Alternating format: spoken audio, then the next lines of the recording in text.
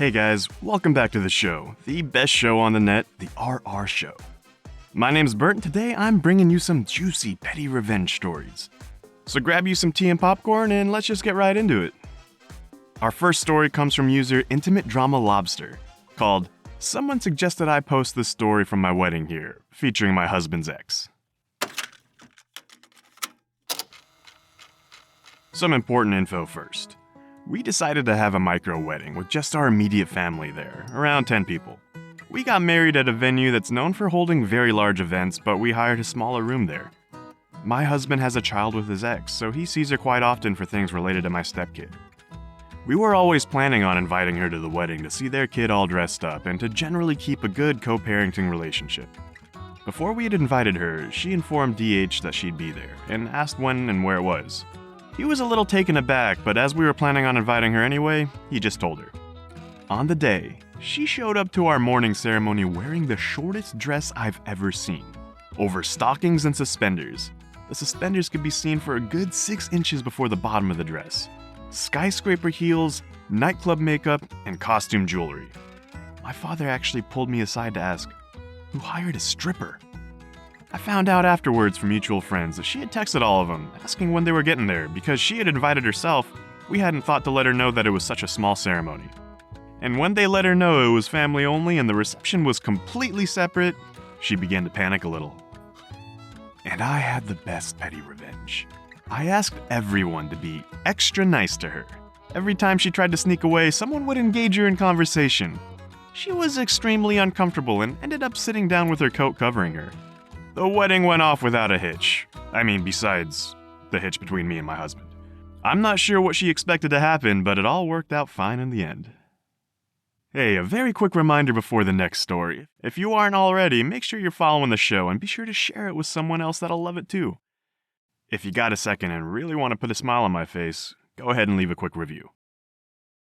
Our next story was posted by user Denalian1, called When Doctors Don't Listen. So for various medical reasons, I have, let's say, idiosyncratic reactions to certain drug combinations. Every single one of them is listed in my chart, and most doctors who aren't my normal doctor just ignore them. Which is often a bare step below torture, mind you. And it seems something was added to my chart, so that way my med interactions would be taken seriously. So I'm 2 days post-op, and actually had to spend the prior 8 hours fighting with my nurse who was refusing to give me my pain meds, because, quote, he doesn't want me addicted. Now the dose was exactly what I take at home. I was pretty angry. So the doctor on call comes in after my 4th call, and listens to both me and the nurse. Yes, it's oxycodone, but again, it's my normal dose. The doctor offers the, quote, compromise of Percocet. Same dose of oxy, added Tylenol. I immediately say no, that's a very bad med for me. We spend 15-ish minutes talking past each other with him trying to reassure me that this was my correct dose. And me trying to get him to understand my weird reaction to Percocet, which the reaction is technically oxy plus Tylenol. Whether as Percocet or individual, it does not matter. I will vomit. Give me Phenergan, give me Zofran, I will vomit. Doctor rolled his eyes and promised me 8 milligrams of Zofran by IV before the Percocet.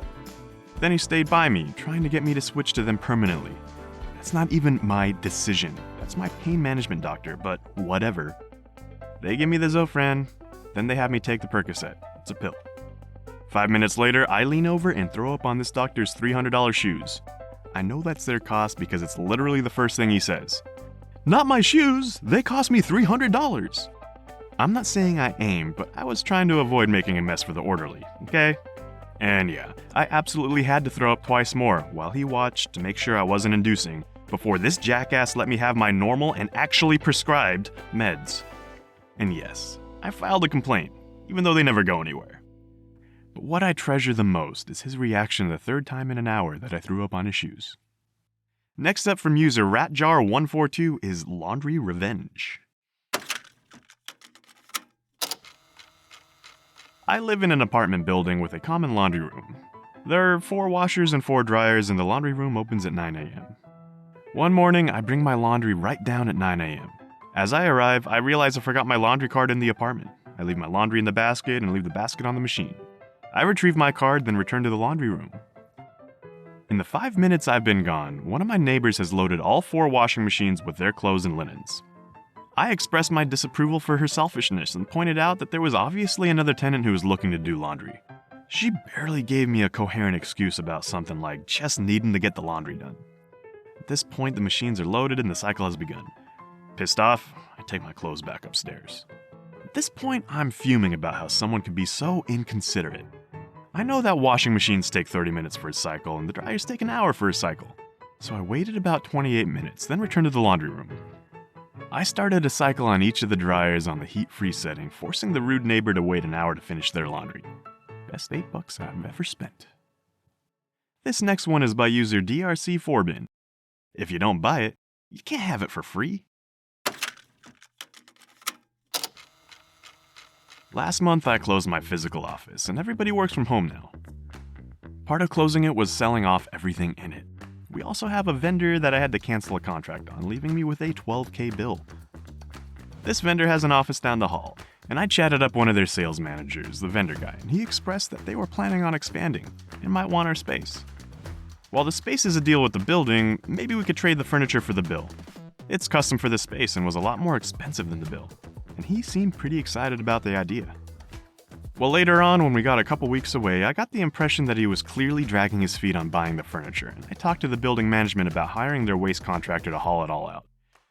The building guy mentions that the vendor said they might want to buy the furniture, so it has clearly come up in their discussions, and asked whether I was abandoning it. I said yes, but explained the bill and trade I was trying to work out, and stated clearly I wasn't going to both pay their bill and give them free furniture. I met with the waste contractor. He sounded already familiar with the situation and gave me a very low handshake quote for the work. I got the distinct impression everyone had a plan I wasn't included on. 2 weeks before the lease was up, I contacted vendor guy and asked him how it was coming along. He said it was being handled by other folk at his company, and I told him to communicate that I needed an answer by the end of that week. I obviously didn't get an answer, so I completely disassembled all the furniture. It took me maybe 5 days. It was a giant reverse IKEA for a whole office full of custom furniture. Then I piled it all up in the center of the office. The day before the lease was up, I turned in the keys and paid the waste contractor's invoice. A full week later, I get a polite email from building guy asking whether I had the screws and parts to put it back together. No, I explained. I brought them all home along with the connecting plates and smaller metal parts and threw them away there, and reminded him that I said if vendor guy didn't buy it, I had no intention of giving him anything for free. A couple days after that, vendor guy calls me asking about what we left in the space. I explained that he had quite a bit of nerve asking me for anything beyond their bill. Looks like the waste contractor ended up having to do the work I paid for them after all.